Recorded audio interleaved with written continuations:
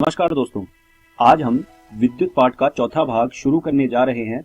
तो आइए देखते हैं कि आज की इस वीडियो में हम लोग कौन कौन सी चीजों के बारे में पढ़ने वाले हैं। तो आज की इस वीडियो में सबसे पहले हम श्रेणी क्रम संयोजन के बारे में पढ़ेंगे और उसके बाद हम पार्श्वक्रम संयोजन के बारे में पढ़ने वाले हैं और आखिरी में हम तापीय प्रभाव के बारे में पढ़ेंगे। तो आइए शुरू करते हैं। प्रतिरोधकों के निकाय। प्रतिरोधकों को दो तरह के संयोजन में रखा जा सकता है।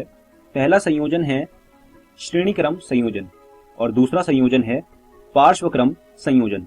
तो आइए शुरू करते हैं श्रेणी क्रम संयोजन से। अभी जो आप अपने स्क्रीन के सामने चित्र देख रहे हैं, ये श्रेणी क्रम संयोजन का चित्र है।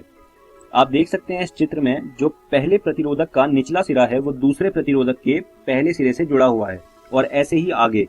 तो ये होता है श्रेणी क्रम संयोजन। श्रेणी क्रम संयोजन में हर प्रतिरोधक में समान धारा होती है। श्रेणी क्रम संयोजन में कुल विभवांतर प्रत्येक प्रतिरोधक में विभवांतर का योग होता है। तो ये जो बातें हैं श्रेणी क्रम संयोजन के बारे में, ये आप अपनी कॉपियों में लिख लीजिए। अब बात करते हैं कि श्रेणी क्रम संयोजन में जो हम आर इक्विवेलेंट निकालते हैं वो कैसे निकालते हैं।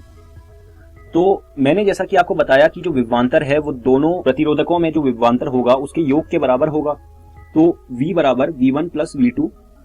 ओम के नियम से जो V होगा वो तो I R इक्विवेलेंट होगा या RS होगा, equal to I R1। R1 में जो विभवांतर है I R1 plus I R2, ये जो R2 में विभवांतर है। इसके बाद जो I है वो दोनों प्रतिरोधकों में एक समान है, तो I कट जाएगा और जो हमारे पास इक्विवेलेंट रेसिस्टेंस आएगा वो RS आ जाएगा बराबर R1 प्लस R2।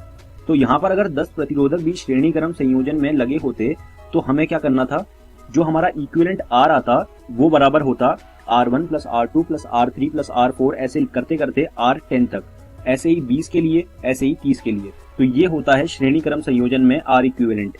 आप इस तरीके को अच्छे से समझ लें और अपनी कॉपियों में लिख लीजिए। अब बात करते हैं पार्श्वक्रम संयोजन की। आपके सामने जो चित्र आया है अभी स्क्रीन पर वो पार्श्वक्रम संयोजन का चित्र है।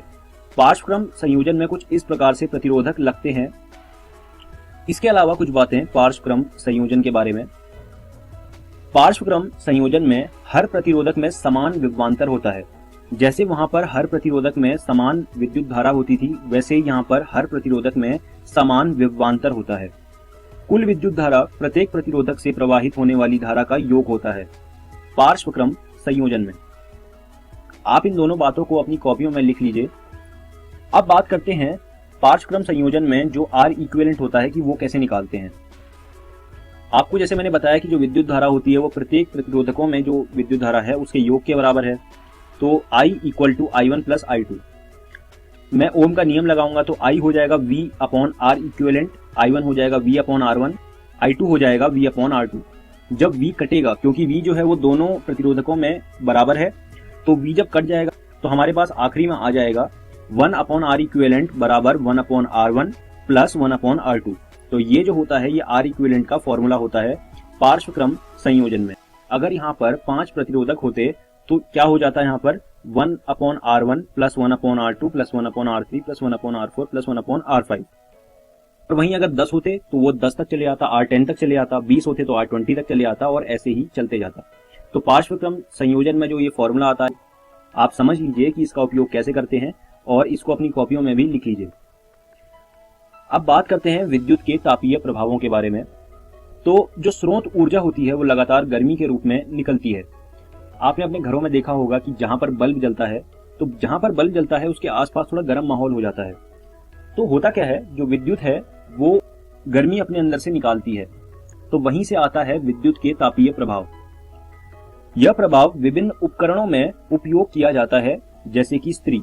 आपने अपने घर में इस्त्री देखी होगी जिससे हम कपड़े प्रेस करते हैं, तो उस इस्त्री में ये विद्युत के तापीय प्रभावों का उपयोग किया जाता है। लेकिन विद्युत की जो तापीय प्रभाव है उसकी वजह से हमें काफी नुकसान भी झेलना पड़ता है, क्योंकि इससे जो विद्युत है वो ज्यादा खर्च होती है। ये भी एक इसका नुकसान है, लेकिन इसके बहुत सारे उपयोग भी हैं।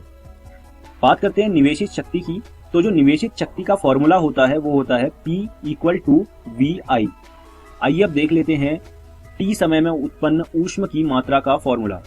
तो वो होता है H equal to VI T। तो अगर हम v की जगह IR लिखें तो ये हो जाएगा H = I² RT। तो ये जो है t समय में उत्पन्न ऊष्म की मात्रा का फॉर्मूला है। तो आप ये चीज अपनी कॉपियों में लिख लीजिए। अब हम इस वीडियो के अंत में आ गए हैं और देखते हैं कि आज की इस वीडियो में हमने क्या सीखा।